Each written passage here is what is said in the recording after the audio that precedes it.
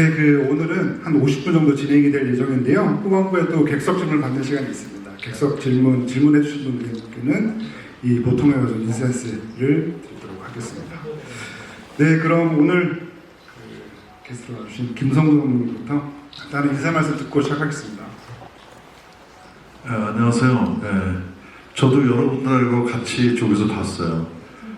전에 봤는데 한 번 더 보고 말씀드리는 게 좋을 것 같아서 저기서 아주 그냥 영화에 완전히 그냥 물속에 빠지듯이 완전히 몰입해서 푹 빠져서 봤습니다. 오늘 이 훌륭한 영화에 대해서 아주 좋은 얘기 나누는 그런 시간이 되기를 바라겠습니다. 반갑습니다.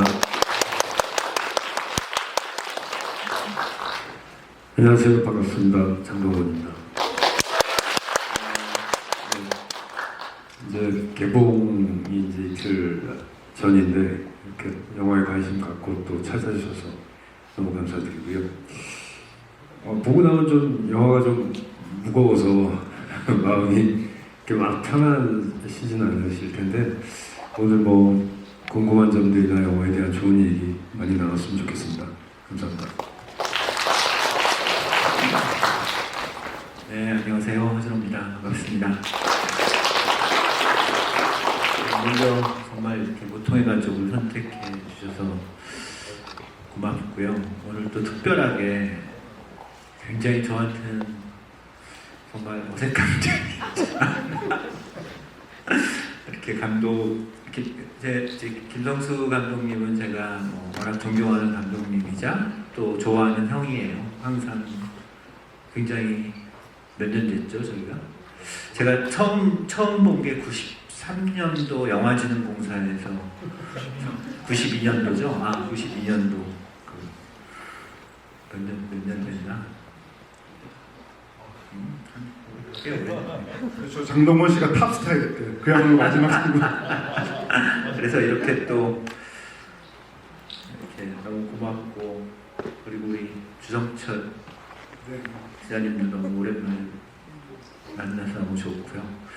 약간 긴장도 되고 또 무슨 얘기를 할지 김성수 감독님이라고 해야 될지 성수형이라고 해야 될지 헷갈리는데 하여튼 뭐 여러분들 질문들이나 이런 거 있으면 좀 편하게 해주십시오. 감사합니다.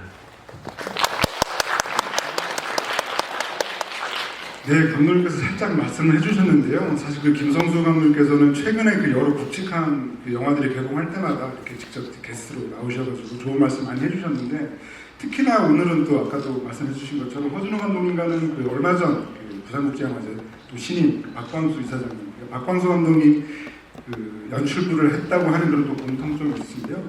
두 분이 이게 작품 자체는 겹치지 않는 걸로 알고 있는데 그래도 두 분이 어떤 인연이신지 조금 더 여쭤보고 싶습니다.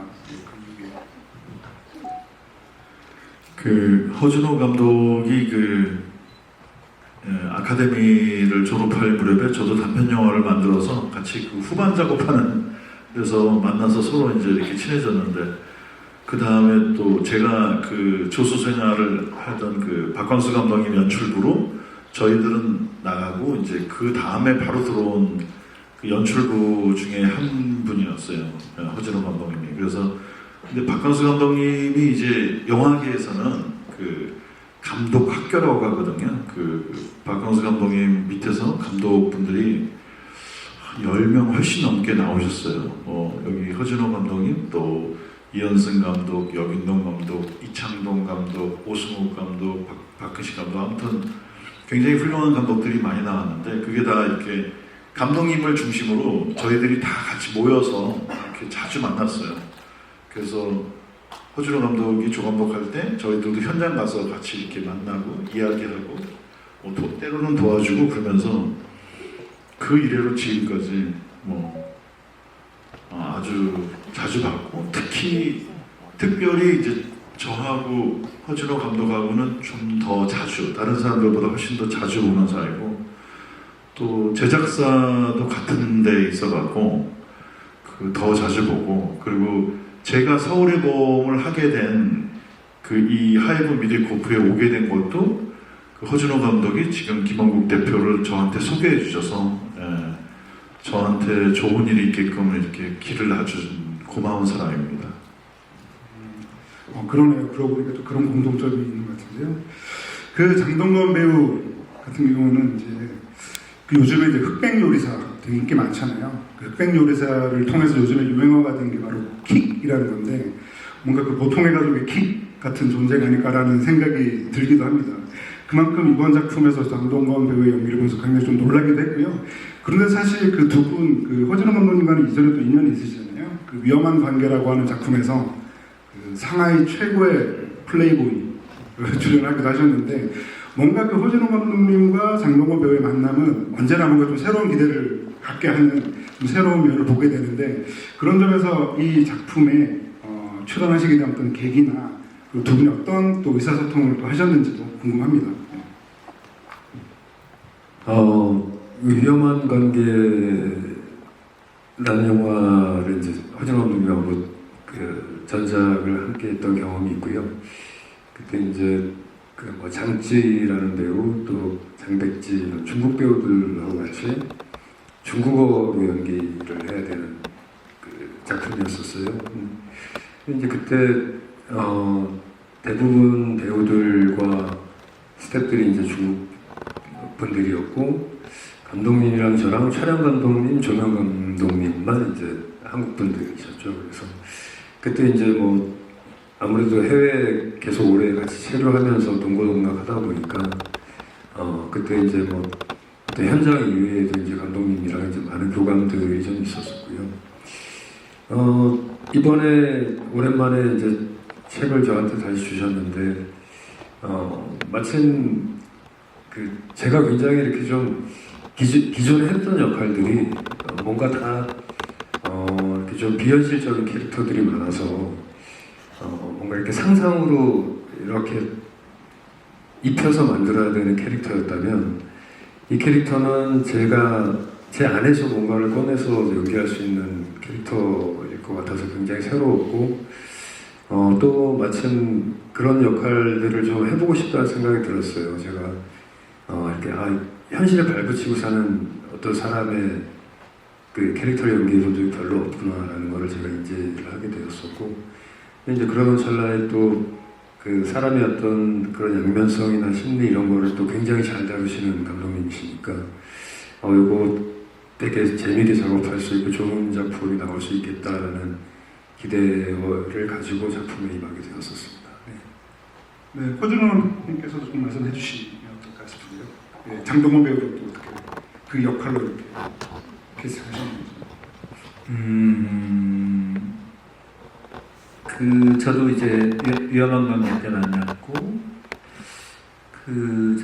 저는 이제 어쨌든 중국에서 오랫동안 같이 있었고 삼겹살도 같이 근데 촬영이 굉장히 좀 힘든 경우가 많았어요.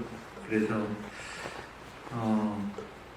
어떻게 보면은 이렇게 서로 알 수 있는 어떤 제가 좀 많이 봤죠 장동건 배우. 근데 굉장히 뭐랄까 옆에 있는데 그렇게 이야기가 좀 그렇지만 굉장히 심성이 너무나 좋은 사람이에요. 선하고. 그러니까 뭐 어떤 일이 있었냐면 제가 처음에는 중국어를 저희가 일본어는 좀 가능할 걸. 중국어를 외워서 한다라는 거는 제가 봤을 때 불가능하거든요. 그걸 어떻게 성조도 있고 너무나 어려운데 그래서 이제 원래는 그냥 밥 먹었니? 그러면은 1, 2, 3, 4 뭐 이렇게 하게 됐어. 5, 6, 7, 8 뭐 이런 식으로 외우기 쉽고 그렇다고 또 입이 이게 음절이 맞아야 되니까. 근데 이제 장동건 배우는 한국에서도 이 영화가 상영이 될 때 자기 목소리를 다 관객들이 알 텐데 중국어를 외워보겠다라는 어떤 말도 안 되는 계획을 세웠어요. 근데 실제로 외워왔어요. 그래서 다들 놀래고 현장에서 이제 진짜 열심히 외웠겠죠. 근데 제가 이제 뭐가 이렇게 제가 현장에서 이제 대사를 바꿔요. 근데 저는 그냥 당연히 바꾸고 외웠으니까 또 다르게도 외우겠지 했었는데 굉장히 힘들었나 봐요. 근데 그것도 저는 몰랐었는데 매니저 하는 분이 갑자기 저를 부르더니 동건 형이 차 안에서 잠시 보자고 그런다.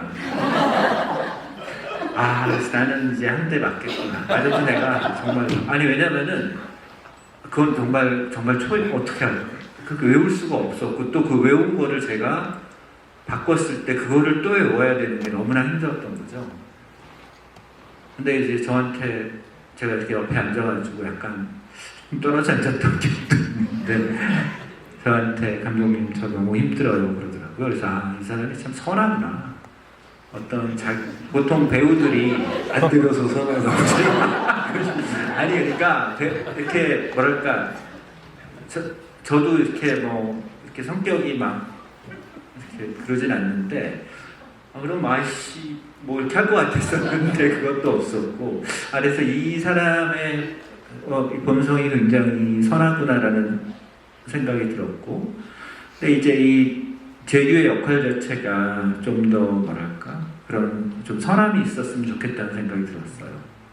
그래서 이제 장동건 배우가 떠올랐고 그래서 이제 서로 캐릭터를 얘기를 해나가면서 어떤 인물일까 서로 저도 이렇게 주고받으면서 난 동과씨가 그냥 동과씨 느낌으로 하면 좋을 것 같다.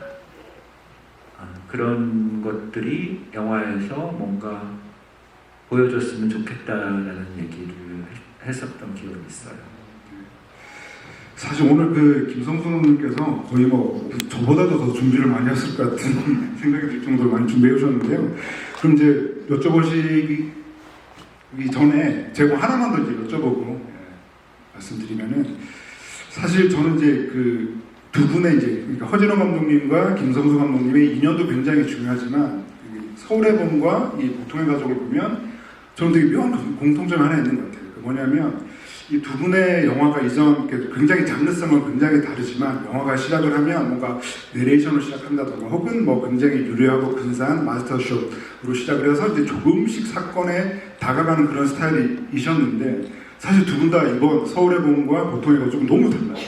그러니까 이제 서울의 봄도 그렇고 이 보통의 가족도 보셔서 아시겠지만 그냥 길거리에서 불쑥 사건이 시작되잖아요. 그러니까 뭔가 갑자기 관객을 별로 준비가 안 된 상태인 채로 그냥 사건 현장으로 던져놓는다는 기분이 들어서 저는 뭔가 이 두 분의 어떤 변화 그리고 이 보통의 가족을 통해서 어떤 점을 좀 보여주기 위해서 그런 의도를 하셨던 건가 이게 좀 궁금해서 그 시작부터 좀 여쭤보고 싶습니다.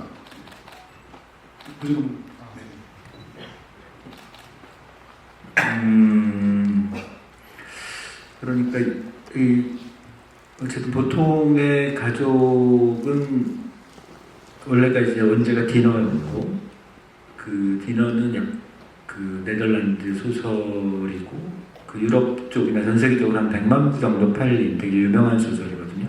영화로도 3편, 제가 4번째인가 그랬던 것 같고요. 그것을 이제 그 원작 소설을 이제 한국 상황으로 옮겨가면서 그런 이게 이태리에서도 만들어졌고 미국에서도 만들어졌고 여러 군데서 만들어졌는데 이제 저도 이제 그 대본이 완성된 상태에서 받았지만 어떤 이태리 영화의 부분들과 원작 소설을 같이 많이 가져왔던 것 같아요. 근데 거기도 어떤 사고로 시작하거든요. 근데 저는 그것을 조금 변형을 시켜볼까도 생각했어요. 오프닝을 어떻게 보면 유사한 점도 있고 그래가지고 고민을 하다가 이제 촬영 감독은 사고를 직접 보여주는 게 차별점이 생길 수도 있다라는 얘기를 했었고 근데 그거를 바꾸려고 생각했다가 그대로 가져갔던 부분 중에 하나는 이 영화를 제가 어쨌든 선택한 이유 중에 하나가 어떤 사람에 대한 양면성과 다면성 그런 부분들이었는데 그런 부분들을 좀 얘기하고 싶었던 것 같아요. 그러니까 우리가 TV에서 어떤 정말 뭐 층간소음으로 누가 망치고 뭐 그런 얘기도 있고 지나가다가 칼로 찌르고 뭐 이런 그런 기사들을 많이 보잖아요. 근데 이 차로 서로 뭐 누가 끼어들게 했다고 해서 차로 쳐 죽일 정도면은 이 사건은 우리가 이해하는 사람의 범죄에서 벗어나 있는 사람인데 아마 그 재규도 병원에서 그런 얘기할 때 야 그런 사람 그건 그냥 사람으로도 생각 안 했을 것 같은 근데 이제 그게 본인의 일이 된 거가 저는 재밌었던 것 같아요. 그러니까 그런 양면적인 모습들을 같이 배치하면 어떨까라는 생각이 그런 선택을 한 부분이 있었던 것 같습니다. 그러니까 사실 이 작품을 보면서 느끼는 재미도 그렇고 뭔가 감독님이 이전 작품과 뭔가 좀 확실히 달라진 것 같다는 느낌을 주는 그런 인상이 아마 첫 장면부터 시작되지 않았나라는 생각이 들고요. 그래서 또 김성근 감독께서도 뭐 감독님과 그 배우분께 좀 여쭤보고 싶은 게 많지 않으실까 지금 굉장히 많이 써주셨어요.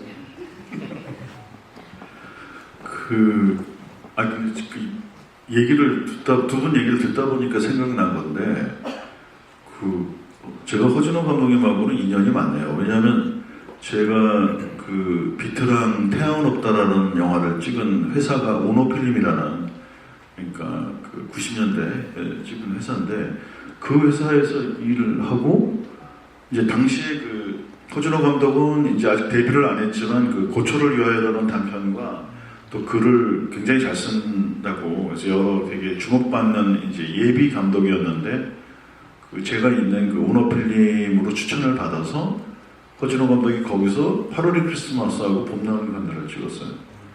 그러니까 이렇게 저희들이 시작도 같은 회사에서 같이 연달아 찍고 그 다음에 또 최근에도 같은 회사에서 영화를 같이 찍었는데 그때 제가 허준호 감독을 좀 둘이 특별히 친하니까 자주 이렇게 저랑 스텝도 같이 저랑 같이 일했던 스텝이 이제 허준호 감독한테 가고 촬영장도 가면 허준호 감독이 영화를 찍는 방식이 굉장히 독특했어요.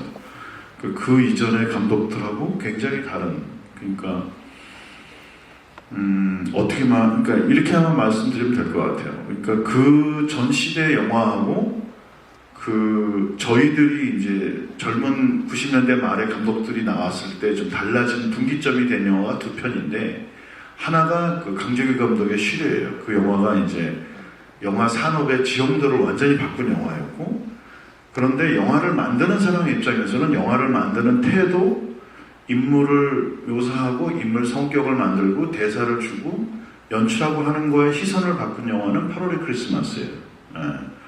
8월 크리스마스가 그 이전 영화랑 한국 영화랑 그 이후 영화에 아주 확연한 차이를 주는 그런 대단한 영화였고, 저는 그 영화를 뭐 좋아할 뿐만 아니라 두 번째 영화인 봄날을 간다도 굉장히 좋아하는데, 오늘 영화를 보면서는 그 8월의 크리스마스가 보면 굉장히 잔잔한 영화지만 약간 영화가 미스터리 구조로 되어 있어요.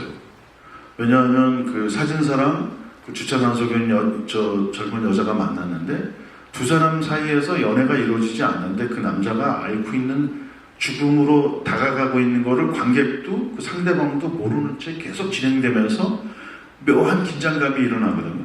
그 긴장감은 그 이전에 한국 영화의 멜로드라마하고 전혀 다른 구조를 갖고 있어요. 그리고 그 다음에 나왔던 봄날은 간다도 보면 그 이영애 씨하고 유지태가 만나서 연애를 하는 과정에도 그 흔히 연애 영화가 전개되는 그런 전개 방식하고 전혀 다른 방식으로, 그러니까 다음 장면에 저 남녀가 어떻게 될 건가를 전혀 예측하지 못하는 방식으로 진행되거든요.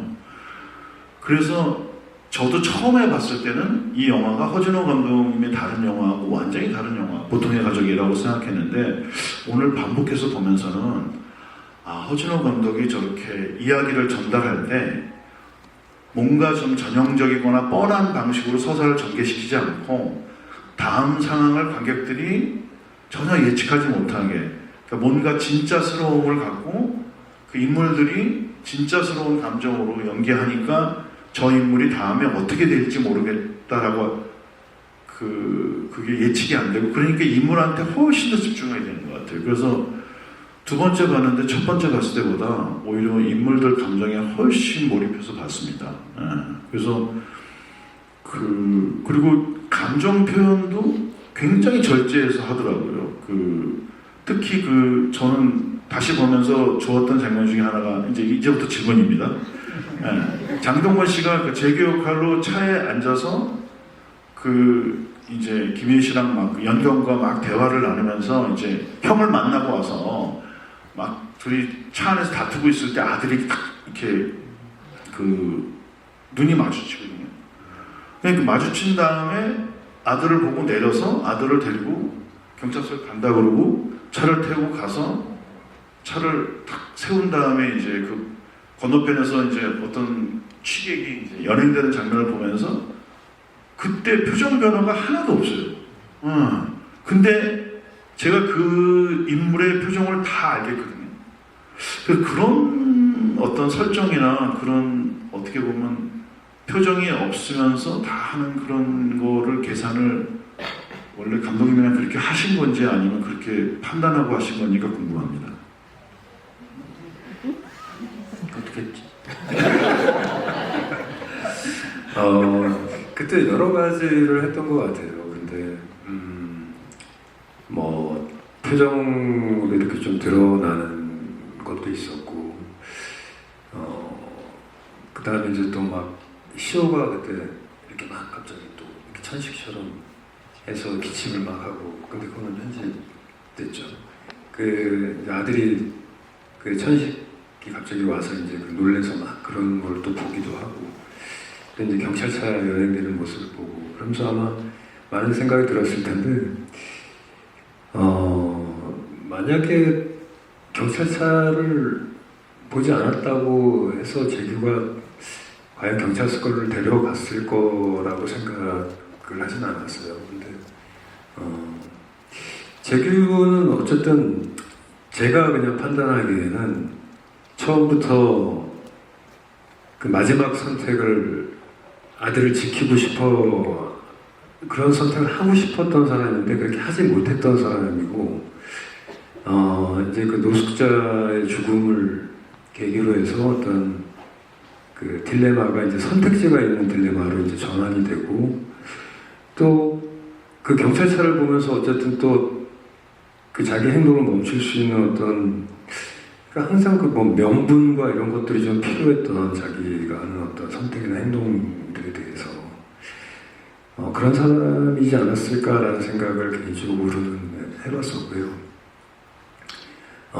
이제 후반으로 이제 갈수록 재규가 어떻게 보면 그게 뭐 본성? 그렇다고 저는 이 재규를 위선적인 사람이라고 생각하지는 않았거든요.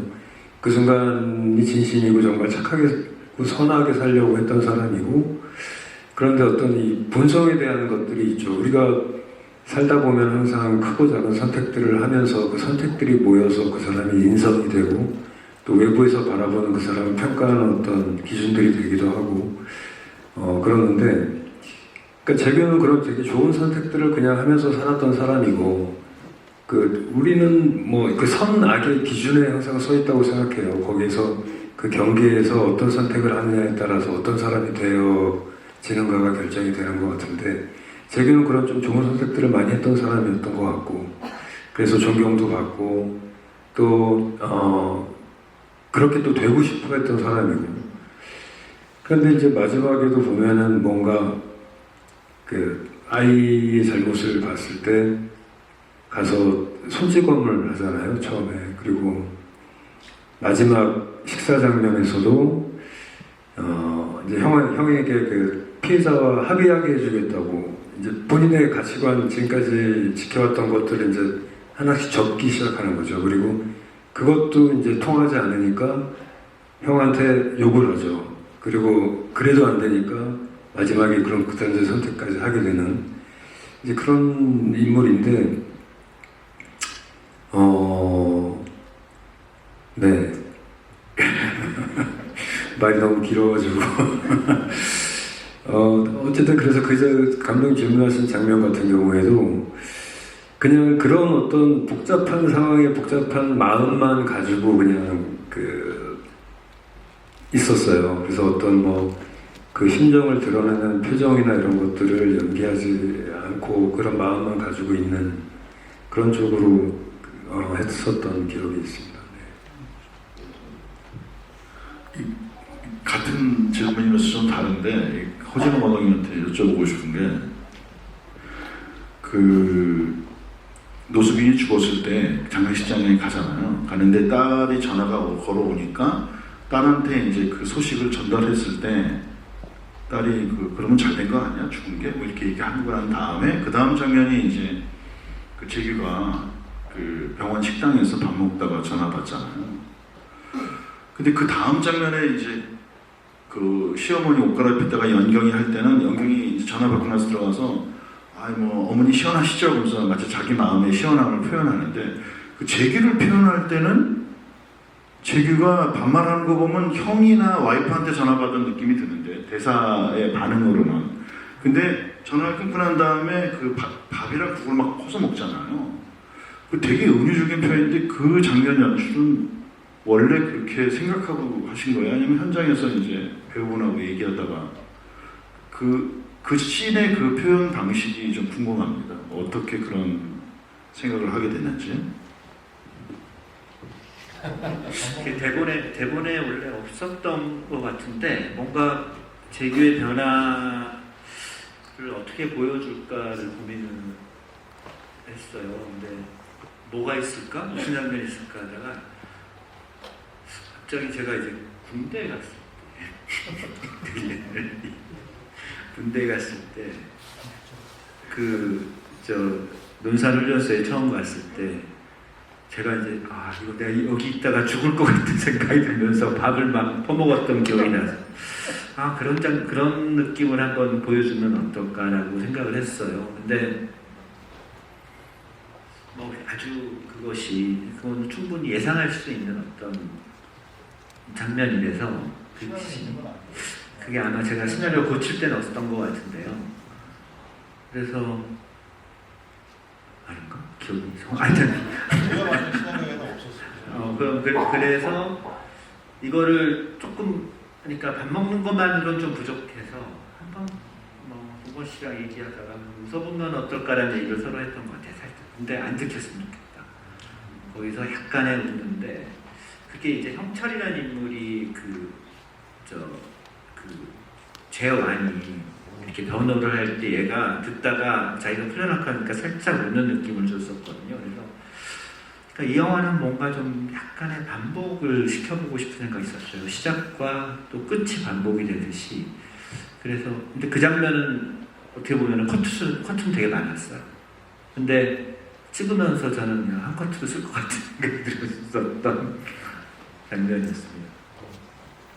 사실 그 얘기 하려고 했어요. 촬영은 사실 그 장면이 이제 뭐 그냥 길게 나오긴 하는데 그때 이제 뭐 클로즈업부터 뭐 여러 가지로 촬영을 해놓긴 했었죠. 표정도 더 잘 보여주기도 하고 그랬는데 감독님과도 들키지 않았으면 좋겠다. 그래서 그 수위 조절을 하는 표현 수위 조절을 좀 많이 계산적으로 찍었던 장면이었던 것 같아요. 그리고 또 이제 관객분들께서 또 가장 궁금해하실 장면이 저는 역시 그 클라이막스, 그 재규의 선택을 보여주는 장면일 것 같은데요. 사실 뭐 저는 뭐 장동건 배우의 팬으로서 예전에 의가 형제 되게 좋아했었거든요. 그래서 이번 그 캐릭터가 좀 굉장히 마음에 들었고 최근에 이제 뭐 7년의 밤이라던가 VIP 그리고 창궐에서 보여줬던 역할들은 너무 달라서 되게 좀 편하게 볼 수 있었던 것도 있고 그리고 이제 이 작품을 보시는 분들이 사실 영화를 보는 내내 좀 답답하고 그리고 이 욕망이 충돌하는 이 상황 안에서 관객으로서도 정말 어쩔 줄 모르는 그런 마음이 드는 가운데에도 이 재규를 보면서 굉장히 좀 안심이 들거든요. 그래서 재규에게 기대서 이 영화를 좀 마지막까지 좀 볼 수 있는 그런 그 감정이 생기게 되는데 그런 것들을 완전히 배신하는 장면이 마지막 그 선택 장면이기도 하잖아요. 그래서 그 장면을 찍을 때 그 감독님과 배우분 어떠셨는지도 궁금하고 또 하나 궁금한 건 혹시 그 다른 버전의 결말은 없었을까? 그것도 같이 한번 여쭤보고 싶습니다. 다른 버전의 결말이라는 거는 자동차로 치지 않고 예. 근데 그거는 다른 결말을 찾다가 못 찾았고요. 에필로그를 좀 다른 에필로그를 찾았어요. 거기에 이제 선주라 그러니까 그 아이 있잖아요. 교통사고로 재규가 생명을 살려낸 그 아이가 에필로그로 그 이제 집에서 편지를 써요. 재규한테. 의사 선생님 너무 고맙습니다. 훌륭하신 의사님 덕분에 제가 생명을 얻었어요. 라고 쭉 편지 쓰는 장면을 찍어놨는데 그것도 좀 이렇게 반응이 좋지 않아가지고 그래서 그냥 사진을 찍을까 했어요. 사진 찍는 장면을 찍었는데 그건 또 너무 사진 찍는다라는 거는 조금은 상투적인 느낌도 있고 근데 그 사진 찍으시는 분이 실제 사진 찍으시는 분이에요. 그래가지고 거기에서 던지는 대사들 아니 이렇게 두 분이서 서로 쳐다보면서 집안에 무슨 일이 있어 이런 것들은 실제로 본인이 가족 사진을 정면으로 찍는 사람인데 찍을 때 쓰는 대사였거든요. 근데 그 대사가 뭔가 그 상투성을 조금은 이렇게 없애주는 느낌이 있어서 그 장면을 쓰게 된 것 같아요. 그 장동호 배우 입장에서도 사실 그 마지막 선택에 대해서 관객이 이걸 어떻게 받아들일까 굉장히 좀 걱정을 많이 하셨을 수도 있을 것 같은데. 네. 시나리오를 읽을 때도 그랬고 사실 좀 이렇게 예상하기 힘든 반전이니까 그래서 어떤 심정으로 이제 그렇게까지 치닫게 됐을까를 생각을 해보면 제가 그 마지막 세 번째 식사 장면 때 어떤 재규의 감정이 그래서 현장에서 연기할 때는 처음 시나리오를 읽었을 때보다 굉장히 많이 더 고조시켜야 된다고 생각했어요. 그래서 왜냐하면 그것이 계획적인 어떤 행동이 아니고 충동적이고 그 정도까지 어떤 감정이 올라오려면 그 전에 어떤 그게 납득이 갈 만한 정도의 어떤 감정 상태까지 또 가야 된다고 생각을 해서 처음 시나리오 때 읽을 때 느낌보다는 감독님도 그러셨고 이렇게 좀 더 많이 그 감정을 세 번째 식사 장면에서 좀 많이 끌어올리는 것이 맞다는 생각이 들어서 그렇게 했죠. 네. 그럼 사실 그 재규라고 하는 캐릭터가 어떻게 보면은 굉장히 좀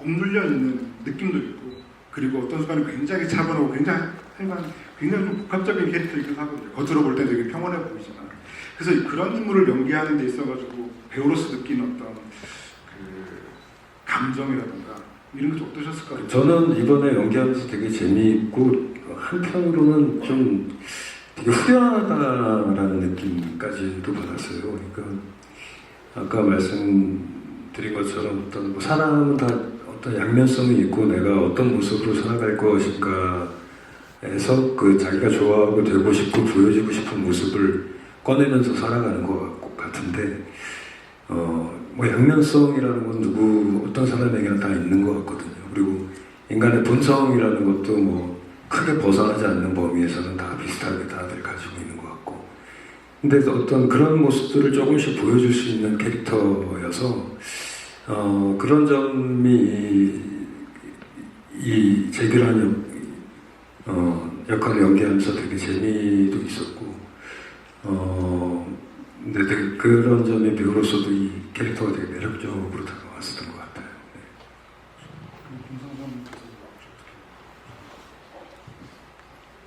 저는 이게 이 4명의 인물, 심지어 이제 그 자식들까지 포함해서 한 6명 정도 인물한테 감정적으로 몰입이 되더라고요. 그런데 아무래도 마지막에 그런 결말 때문인지 재규한테 더 집중되는 감정의 이입이 있는데 저는 이건 제 개인적인 생각이지만 저는 이제 늘 사람은 선하지도 악하지도 않다고 생각하고 늘 선과 악 사이에 그네를 타고 있다고 생각합니다. 그래서 선한 쪽에 있을 때는 좀 더 밝은 사람이 되고 또 그네가 반대쪽으로 가게 되면 좀 더 어두운 사람이 된다고 생각해요.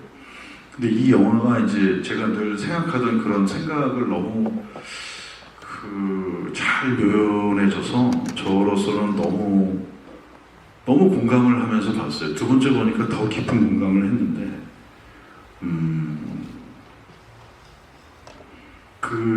이 영화에서 제가 제일 기억나는 대사 중에 하나가 연경이 나중에 남편한테, 그러니까 재규한테 그런 말 하잖아요. 당신은 많은 아이들의 목숨을 구했다. 우리는 좋은 일 많이 했다고. 그랬더니 마지막에 세 번째 대사가 섬뜩한 대사를 하죠. 우린 그래도 돼 하잖아요. 그 말이 그 인물에서는 너무 공감이 되는데 그 말을 또 바깥에서 보니까 너무 섬뜩한 대사로 다가오더라고요. 제가 그때 느낀 게 이게 사람들이 항상 신념이나 자기 가치관에 대해서 얘기를 하거든요. 그런데 어쩌면 자기 신념이나 가치관은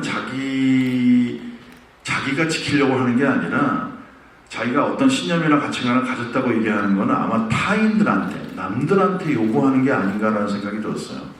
그래서 자기가 말하는 자기의 신념이나 가치관을 세상 사람들이 가지면 좀 사람들이 더 좀 살기가 편하고 세상도 발전한다라는 식으로 얘기하는데, 그 자기가 말했던 가치관과 신념이 이렇게 방향을 틀어서 자기 자신을 관역으로 삼아서 마치 화살처럼 그 신념이 나한테 날아올 때는 자기가 전혀 그렇지 못하다는 거를, 그거를 말하는 영화 같아서 저는, 제가 특히 그런 부분에 대한 공감이 많은 사람이어서 정말 소름 끼치도록 빠져서 봤어요. 그리고 또 하나 생각나는 대사가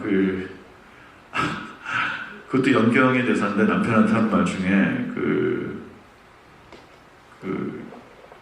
자식이 부모 마음대로 되면 그러면 누가 절에 다니고 교회에 다니겠냐라고 말하는 게 이게 우리 인간세의 어떤 들춰지지 않는 어두운 카펫을 탁 들춰서 보는 것 같은 느낌이 들어서 아무튼 섬뜩했습니다. 저도 사실 그 대사를 하나 꼽으라 그러면 저도 그 연경의 대사인데, 연경이 마지막 그 식당에서 이렇게 막 정말 그 대파국을 치닫기 전에 정말 이상한 형제들이네라고 하는 게 정말 와닿았고, 그러니까 그 순간 그 남편만 탓하는 게 아니라 사실은 재환이 뭔가 사법 시험에 합격하고 그러기 전까지 약간 뒷바라지도 해준 것 같은 느낌까지 풍길 정도로 이 모든 대사들이 정말 촘촘하게 짜였다는 생각이 들었고, 그리고 저는 아까 이제 김성수 감독님께서 하신 말씀 중에 또 가장 또 와닿았던 거는, 사실 굉장히 이전에 허준호 감독님하고 영화가 시작부터 좀 달라 보일 수도 있지만 사실은 쭉 보다 보면 역시 허준호 감독의 영화다라고 하는 대목이 가장 인상적이었는데요. 그런 점에서 저는 또 되게 좀 따로 여쭤보고 싶었던 거는, 예전에 8월의 크리스마스도 그렇고 봄날은 간다도 그렇고 허준호 감독님 영화에 제가 이전에 좋아했던 캐릭터라고 하면 역시 치매에 걸린 할머니가 계세요. 그래서 그 할머니가 꼭 굉장히 아무렇지도 않게 뭔가 좀 삶의 지혜를 담고 있거나 혹은 뭔가 비밀을 아는 것 같은 대사를 툭 던질 때 뭔가 뒤통수를 맞는 그런 느낌을 받을 때가 많았는데, 사실 이번 작품에서도 그 방에 들어서 싸움을 나눌 때 뭔가 이 형제가 예전에 안 계신 아버지에게 가정폭력을 당했나? 학대를 당했나라는 느낌까지 주는, 그래서 사실 그것 자체가 영화 안에서 서사에서 큰 역할을 하는 건 아니지만 뭔가 이 작품이 이 레이어가 굉장히 촘촘하다는 인상을 주기 때문에 저는 그 장면도 따로 좀 여쭤보고 싶은 장면이었습니다. 그 장면은 이게 이제 원작 소설 기능에서는 이것도 이제 형과 동생 식사하는 장면이 계속 나오는데, 그 동생이 어떤 정신적인 문제가 있어요. 그리고 폭력적인 문제도 있고, 근데 그 폭력이 또 아들한테도 유전되는 이런 좀 복잡한 얘기들이 쭉 깔려 있거든요. 아마 그런 부분들을 좀 가지고 오는 게 있는 것 같아요. 엄마가 제가 보기엔 순해 보여도 그렇다는 말은 어린 시절의 재규에 대한 얘기를 하는 거죠. 그러니까 이제 그 아버지가 가지는 폭력성에서 갑자기 아버지로 보고 남편으로 생각을 해서 때리지 마라는 얘기를 했을 것 같고, 그리고 또 이 작은 아들의 어떤 폭력적인 느낌들도 분명히 봤을 것 같고, 근데 이제 둘이 산속에서 고기 구워 먹는 장면에서 그런 부분이 좀 나와요. 나오는 게 이제 편집돼가지고 그 부분이 조금 설명은 안 되는데, 저는 오늘 보면서는 그 자식 시어하고 이제 혜연이 그 존재가 아버지와, 그러니까 두 아버지, 그러니까 재환과 재규의, 그러니까 시어는 재규를 비추는 어두운 거울 같고 혜연은 아버지를 비추는 어두운 것 같아요. 그러니까 아버지들이 이렇게 숨겨놓고 사는 그런 마치 부전자전처럼 그렇게 비추는 느낌이 좀, 이 영화가 전체가 좀 그렇게 수미상관하잖아요. 앞에도 같고 반복되고, 근데 그런 부자관계, 부녀관계에도 그런 모습이 투영되는 느낌을 받았는데, 그건 제가 잘못 본 건가요? 어때요? 거기까지는 못 돌아가지 않아요. 아니 그럴 수도 있네. 아니 그러니까요.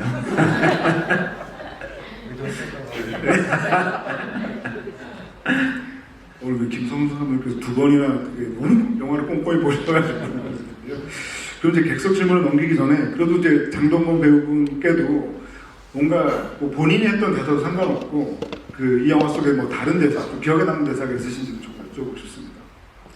저 같은 경우는 영화를 보면서 이렇게 좀 대사를 이렇게 메모를 하는데 보통의 가족은 정말 메모하고 싶은 대사가 너무 많아가지고 네. 그 되게 재밌었던 게 그 이제 두 번째 식사 장면에서 그 재환이 마지막에 이제 연경이 막 이제 남편 타박하면서 저 사람이 어땠는 줄 알아요? 막 하니까 너 왜 그걸 몰라? 막 소리를 갑자기 버럭지르. 근데 그게 현장에서 진짜 너무 웃겨갖고 전부 다 빵 터졌거든요. 근데 그래서 그 테이크를 되게 오래 가고 결국 나중에는 다른 세 배우들이 눈 안 마주치고 다 고개 이렇게 숙이고 있고 혼자서 촬영하고 그랬어요. 근데 그 장면이 사실 왜 웃긴지도 잘 모르겠는데 너무 웃기더라고요. 근데 가만히 생각해 보면 이제 그 연경 편 들어주고 싶은데 그 분위기 상황에 안 맞는 약간 그런 블랙 코미디 같은. 그 장면이 이제 설경구 배우가 한번 그렇게 연기를 해본 건데 너무 웃긴 거야. 그래가지고 다 웃었죠. 웃고 나서 이제 본인도 내가 실수했구나 해가지고 이제 다르게 하려고 해서 내가 너무 재밌는데 감독님 안 쓸 거죠. 근데 내가 쓴다고 해놓고 썼어요. 근데 뭔가가 의도하지 않았던 이제 원래 설경구 배우는 의도하지 않았던 연기였는데 그게 너무나 느닷없어가지고 너무 웃겨가지고 배우들이 너무 웃겨가지고 촬영을 못할 정도로 근데 이거 그냥 우리가 이렇게 웃겼다면 그냥 일반 관객분들이 봐도 웃기지 않을까? 근데 그게 약간 좀 소동국 같은 느낌이 있거든요. 막 화냈다가 막 전화 받아서 막 또 뭐 그런 느낌들을 같이 섞을 수가 있어가지고 그걸 그 테이크를 썼어요. 시간이 꽤 많이 지났는데요. 혹시 김성수 감독께서 혹시 뭐 질문하실 게 있으실까요? 계속 속 시원한 답을 아니 허준호 감독을 제가 어렸을 때부터 친했잖아요. 근데 허준호 감독이 현장에 가면 허준호 감독이 항상 그 리테이크를 가면서 배우분들한테 물어봐요. 자기가 이렇게 생각했으면 이건 어땠어? 뭐 이렇게 물어보면 내가 이제 옆에서 보고 있다 답답해갖고 아니 감독님이 아시잖아요. 감독님이 얘기해 주세요. 이렇게 얘기하면 허준호 감독이 저는 형 나는 이게 잘 모르겠어 이러면서 찍거든요. 근데 그 허준호 감독 영화의 묘미가 그런 것 같아요. 그러니까 사람이 어떤 순간에 감정적으로 뭔가가 탁 경랑이 오거나 어떤 순간이 오면 사실 내가 어떻게 반응할지 자기 자신이 모르잖아요. 그러니까 내 마음 나도 모르게라는 말이 그런 감정적인 순간에 어떤 그 이렇게 수많은 이렇게 찰랑찰랑하면서 여러 가지 그 판단이나 반응을 하게 되는데 허준호 감독님 영화에는 그렇게 인물들의 그런 작은 감정의 그 반응들이 다른 영화하고 많이 다른 것 같아요. 그래서 더 그게 어떤 진짜스럽고 어떤 장면의 픽진성이라고 해야 되나? 그런 거를 획득되는 것 같아요. 그래서 근데 이 영화는 보통의 가족은 그 허준호 감독의 연출 철학이 아주 집약돼서 이 영화에 등장하는 그 4명의 주인공들이 스스로 자기 마음의 변화가 어디로 흘러갈지 스스로 모르는 것 같아요. 그래서 그런 상태가 점점 더 그 내 마음 나도 모른다는 그런 어떤 허준호식 표현 방식이 아주 극대화된 영화가 아닌가. 그래서 더 예측이 안 되고 특히 지금 말씀하신 식탁에 4분이 앉아서 나온 장면이 나오면 그 어떤 액션 영화나 그 범죄 스릴러보다도 더 강렬한 긴장감과 몰입과 그런 마치 검술 영화를 4명의 검객이 싸우는 검술 영화를 보는 듯한 그런 긴장감이 생기더라고요. 서울의 봄에 지하벙커를 보는 것 같아요.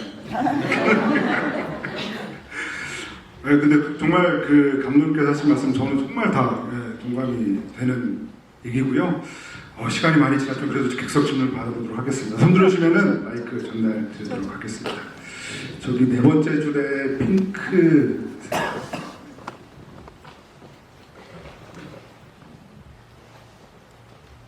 일단 보통 가족 영화 너무 재밌게 잘 봤고요. 일단은 그 식사 장면이 중요하다고 하셨는데 여기 세 번이 나오는데 저는 시호랑 혜연이가 그 둘이서 또 밥 먹는 장면이 여기서 한 번 나오는데 그 패스트푸드 집 장면인데 이제 거기도 직사각형 식탁이 아니고 그런 자리에서 둘이 식사를 하면서 마지막에 그 시호가 그 정말 그 포테이토로 이렇게 십자가 모양을 이렇게 만드는 장면이 정말 좀 인상적이었거든요. 그 혹시 아이들의 식사 장면과 또 이제 부부들의 식사 장면도 약간 뭔가 생각을 하시고 연출하셨는지도 궁금하고 또 혹시 그 조금 더 애쓰시거나 좀 애착이 갔던 장면 같은 게 있으신지도 궁금합니다. 감독님께. 그 장면은 이제 그 문학선 촬영 감독이라고 그러니까 내부자들이라는 영화를 찍었고 관상이라는 영화를 찍었고 남산의 부장이라는 영화를 찍었고 굉장히 좋은 촬영 감독인데 촬영 감독의 아이디어였어요.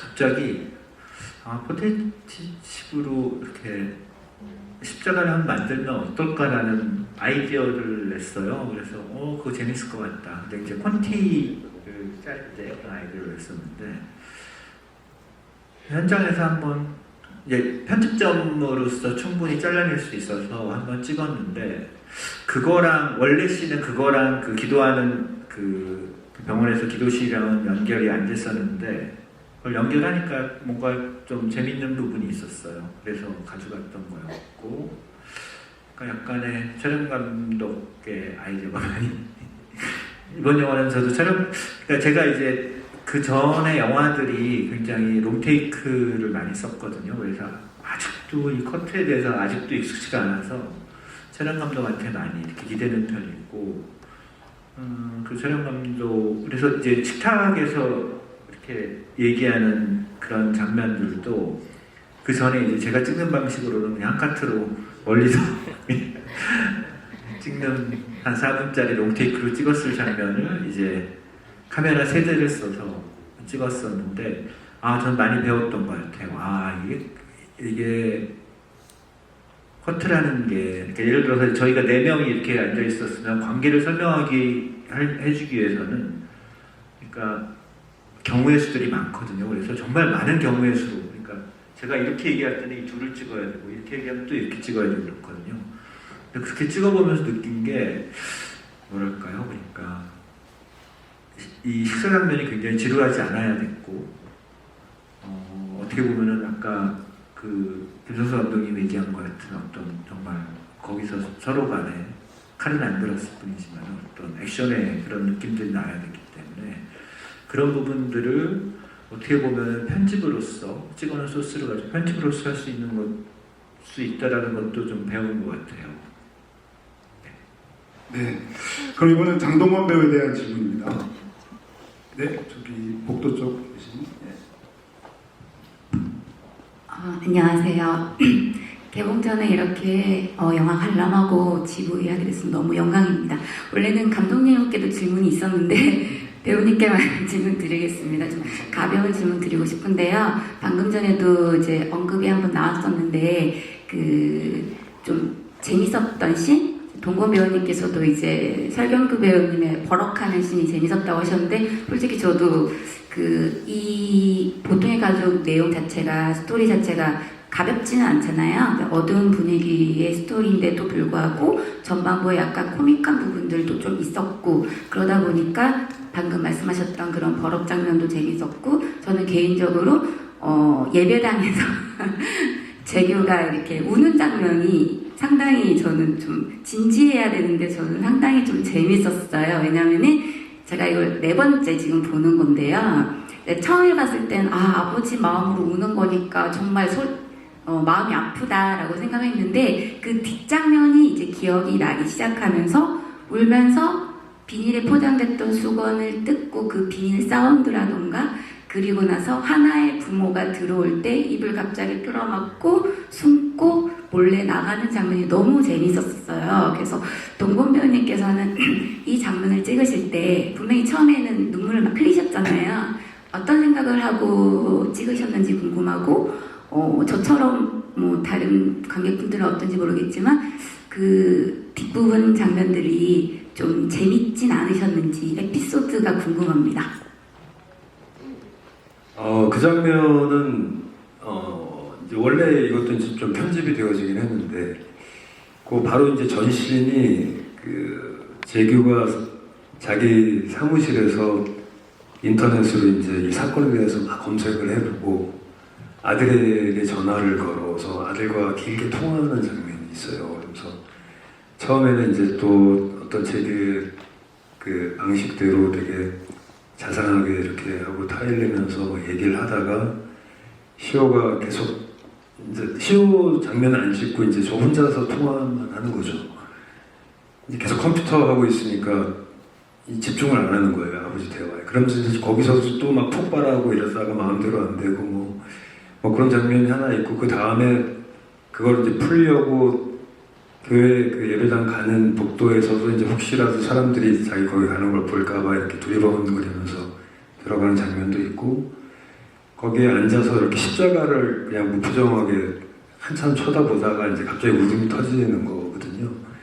그러던 차에 이제 또 들어오면서 이제 그런 상황들이 생기고. 근데 그게 이제 사실 재미있으면 재미있을 수 있는 장면인데 어떻게 보면 되게 절실한 장면이기도 하거든요. 그래서 그러니까 재규는 그런 사람인 것 같아요. 그 와중에도 그 자신의 어떤 것들이 다른 사람한테 들키면 안 되고, 그 장면을 저도 좀 생각해 봤어요. 그 고라니하고 이제 로드킬 사고가 났을 때, 그게 물론 영화적으로 어떤 장치일 수도 있지만, 이 고라니를 재규가 왜 치웠을까, 거기서. 그냥 그 급한 상황에 그냥 고라니인 걸 확인했으면 그냥 바로 가야 되는데, 이거를 굳이 도로 옆으로 치우고 가잖아요. 그게 어떤 아이들의 CCTV 장면과 이제 좀 유사한 느낌의 어떤 영화적인 장치도 있지만, 저는 재규를 어때서 저는 연기를 해야 되니까 이게 재규가 어떤 심정이었을까 생각해보면, 그냥 혹시라도 이것 때문에 또 다른 사고가 났을까봐 옆으로 치웠을 수도 있거든요. 뭐 고라니를 친 게 죄는 아니니까, 뭐 감춰야 될 범죄는 아니니까. 그러니까 뭔가 그러니까 재규는 그 와중에서도 그냥 자기가 항상 관성으로 이제 그런 어떤 선택들을 하면서 살았던 사람이었다고 생각이 들고, 또 뭐 비교적 촬영 때 그냥 좀 유쾌하게 찍었던 장면 중에 하나는 이것도 역시 편집이 됐는데 그 시호하고 이제 그 고수부지에서 이제 캐치볼하는 장면이 있고 그것도 이제 좀 길게 촬영을 했고 그 이후에 이제 또 그 시호가 이제 왜 턱걸이 하는 장면이 있잖아요. 그 고수부지에서 이제 막 턱걸이 하면서 앞바랍시고 이제 그거 막 이렇게 훈수 두고 하는 장면이 있었는데 그 장면 같은 경우는 이제 촬영할 때는 그래도 조금 편한 마음으로 좀 즐겁게 찍었던 장면이었는데 영화에는 담기지 않았습니다. 정말 아쉽게도 이제 마무리해야 될 것 같은데요. 근데 그럼 질문 주신 그 예배당 장면을 생각해 보면은 제가 사실 이 작품을 한 번 더 보는 게 더 좋은 이유가 그 예배당 장면이 이전의 재규의 시간과 붙는다기보다는 이후에 그 선택에 붙는 느낌이 더 강하기 때문에 다시 한 번 더 봤을 때 그 장면이 조금 다르게 다가오지 않나라는 생각을 해보게 됩니다. 네, 그럼 이제 그 마무리를 하면서요. 김성수 감독님부터 마지막 말씀 듣고 마무리하겠습니다. 저는 그 제 마무리 말보다 제가 이제 오늘 영화를 지휘한다 그래서 인터넷을 막 찾다가 어떤 분이 이제 시사회에서 그 보시고 쓰신 글을 봤어요. 근데 그 글이 제 마음이랑 너무 똑같아서 그 관객분이 쓴 글을 그대로 한번 읽겠습니다. 예고편을 봤을 때는 막연히 아이들의 잘못을 감싸고 감춰주고 또 증거를 없애려는 포인트에 초점이 맞춰지는 심리 스릴러물인 줄 알았는데 막상 본편을 보니 거대한 토네이도가 밀려오는 듯한 숨막히는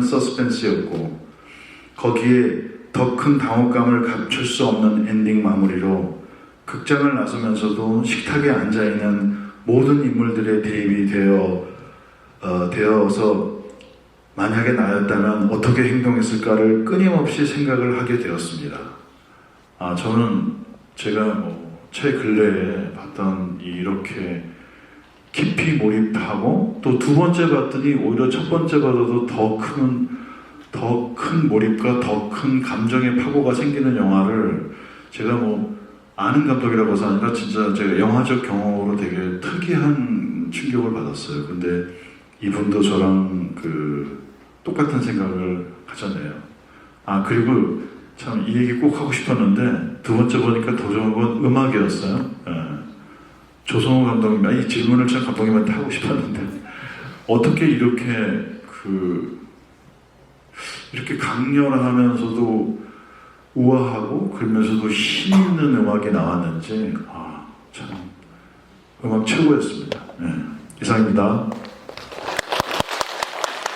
허준호와 조성우 음악 감독님의 품비, 그래도 한국 영화사를 대표하는 파트너십이기도 하죠. 네, 보통 이렇게 좀 영화가 배우 입장에서는 본능적으로 이렇게 찍고 나면 영화가 이제 좀 의미가 있거나 재미가 있거나 하면 이렇게 무대 인사나 이런 지브리 할 때 조금 당당해지고요. 그리고 그렇지 않다 싶으면 이렇게 좀 얘기할 때 말도 꼬이고 막 오기도 막 싫고 이럴 때가 좀 있거든요. 근데 이번은 시간이 허락하는 안에서 직접 이렇게 만나고 영화에 대한 이야기하는 자리들을 다 이렇게 다니려고 하고 있습니다. 그만큼 이 영화에 대한 애정이 많고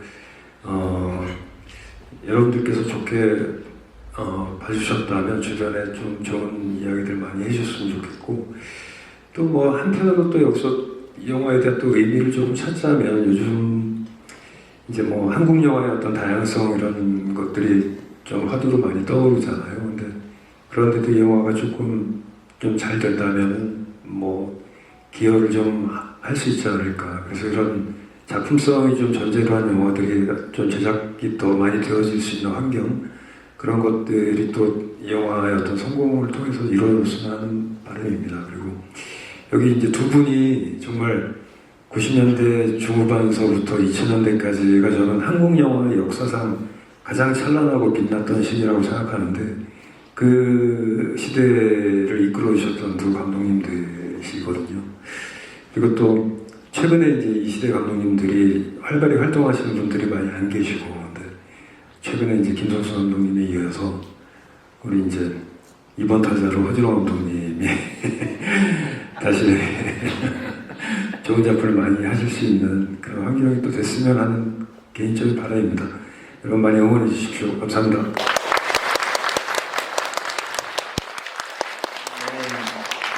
늦은 시간까지 이렇게 계셔주셔서 너무 고맙습니다. 그리고 이제 내일 모레 개봉인데 영화 좀 재밌게 보셨다면 주변에 많은 좋은 얘기 부탁드리고요. 성수형 고맙습니다. 항상 고맙습니다. 잘하겠습니다.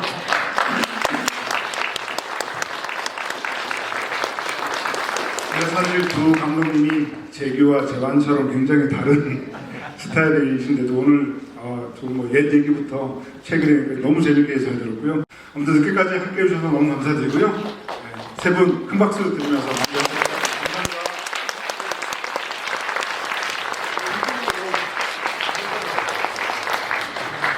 대상객분들은 잠시만 앉아 계주세요. 좀만 이따 대상하겠습니다. 고맙습니다.